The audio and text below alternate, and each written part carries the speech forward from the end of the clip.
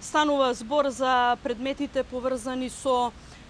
противправното овозможување на пензија на заменик директорот на Управата за безбедност и контраразузнавање Силјана Аврамовски од страна на тогашната министерка за внатрешни работи Гордана Јанкуловска, што е констатирана состојба и има сериозни прекршувања на законот. Вториот предмет се однесува на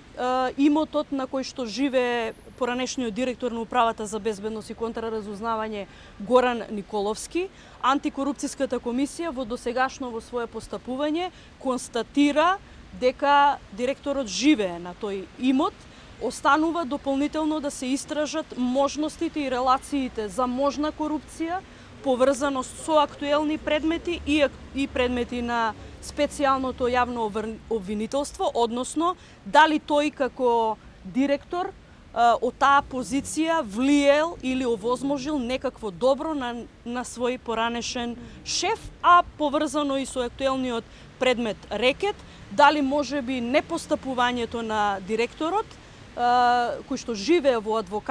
куќата на адвокатот на Орце Камчев е можеби причина зошто не биле преземени службените действија кои што требало да бидат преземени.